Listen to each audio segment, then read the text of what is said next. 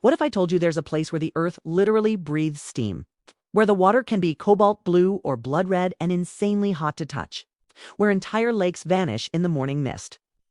This is a land shaped by volcanoes, where an ancient ritual of relaxation is just a way of life.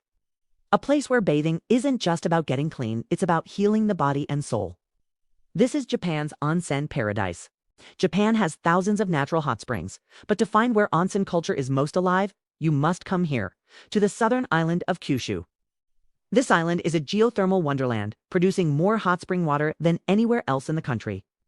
We're here to explore two of its most famous and yet totally different onsen towns. First, we'll check out the city of Beppu, where the earth steams all around you. Then we'll journey to the quiet, artistic, and utterly charming town of Yufuin. It's time to uncover the traditions and experiences that make this region a true paradise for bathers. The second you arrive in Beppu, you feel this place is different. You don't just see the steam, you smell it rising from drains, vents, and pipes all over the city. It's a constant reminder of the immense volcanic power just beneath your feet.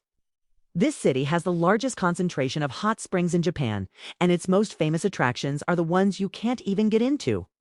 They're called the Jigoku, or the Hells of Beppu.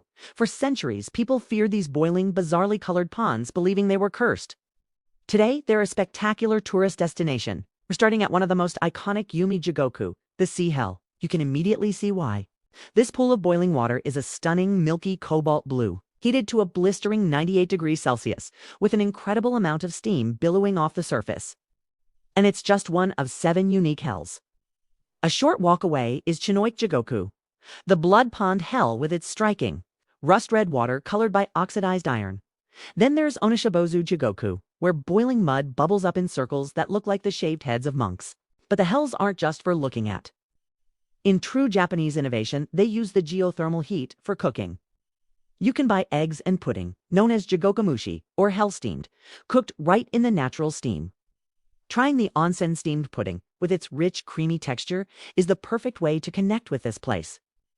It's a taste of hell that's surprisingly heavenly. After the hells, it's time to experience an onsen.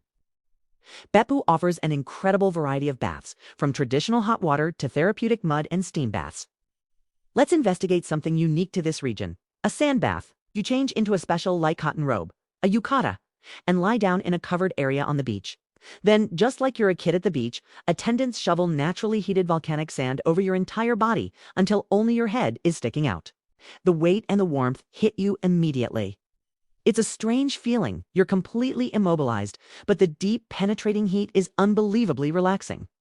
You stay buried for about 15 minutes, sweating out impurities before being dug up to go rinse off. As an extremely polite nation with many rituals, this is the perfect time to cover onsen etiquette, which can be intimidating for first-timers. The #1 rule is to wash thoroughly before getting into the water. Every onsen has a washing area with stools and soap. Scrub down completely and rinse all the soap off before you step into the main bath. Second, onsens are for soaking, not swimming. Swimsuits aren't allowed. You go in completely nude. You'll get a small modesty towel to cover up while walking around, but never let it touch the bathwater. Most people put it on their head or a nearby rock. And finally, onsen are for quiet relaxation. While quiet conversation is fine, it's a space for peaceful reflection, not a pool party. If you're finding this journey through Japan's onsen culture as relaxing as I am, hitting that subscribe button is a fantastic way to support the channel. Now we're leaving Beppu's raw coastal energy behind and heading up into the lush green mountains of Oita. The drive itself is part of the experience, with winding roads offering stunning views of the countryside and mountains. You feel the atmosphere change as the steamy cityscape gives way to rolling hills and serene rice paddies and bamboo forests. We're leaving the hills behind and heading for a town that feels a whole lot more like heaven. Beppu is raw, untamable power. Yufuin is its artistic, sophisticated counterpart. Nestled in a quiet valley at the foot of the majestic Mount Yufu, this town has a completely different vibe. Instead of steam vents, you'll find a charming main street, Unasubo Kaido, lined with art galleries, independent boutiques, and cozy cafes. It's a town made for strolling.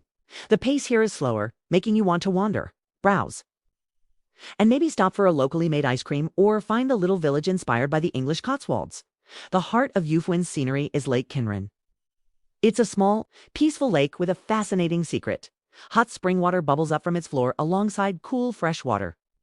This mix means that on cool mornings, a thick, magical mist rises from the lake's surface. With a small shrine on its shores, walking around the lake feels like stepping into a traditional Japanese painting. It's perfectly capturing Yufuin's blend of natural beauty and quiet thought. You can't get the full onsen experience without staying in a ryokan. A traditional Japanese inn. Walking into our room is like taking a step back in time. The floors are tatami mats, the doors are sliding shoshi screens. But the true highlight that makes a ryokan stay so special is our own private onsen. This is called a kashikariburo, and it's the ultimate answer for anyone shy about public bathing. It also solves a major issue for travelers: tattoos. Many public onsen in Japan still have rules against them, due to historical associations with the mafia, the Yakuza. While that's slowly changing, a private onsen erases that worry completely. Having this beautiful steaming stone bath is pure luxury. You can soak anytime you want, watching the steam rise into the cool mountain air under the stars. It is the peak of relaxation. Of course, the ryokan experience isn't just about the bath, it's also about the food. Dinner is a multi-course masterpiece called kaiseki. This isn't just a meal. It's a culinary journey of local seasonal ingredients. Each dish is a work of art, presented beautifully in a series of small, exquisite plates. From delicate sashimi to perfectly grilled fish and savory hot pots, every bite celebrates Japanese hospitality. Soaking here in this private onsen, looking at the mountains, you really reflect. Beppu and Yufuin, though only about 30 kilometers apart, feel like different worlds. Beppu is an assault on the senses in the best way. It's loud, steamy, and powerful. You feel the pulse of the earth there in the colors of the hells and the sheer volume of hot water. It's a place that makes you respect the raw forces of nature. Yufuin, on the other hand, is a gentle whisper. It's a town of art, charm, and understated style that invites you to slow down, to appreciate the quiet beauty of a misty lake and the craftsmanship in a small shop. It's a different kind of therapy, soothing the mind as much as the body. So, whether you're looking for the drama of Beppu or the tranquility of Yufuin, Kyushu proves that onsen culture is so much more than just hot water. You can soak on top of a mountain or next to a trickling stream. Onsens provide a deep connection to nature, a tradition of hospitality, and a way of life that's been perfected over centuries.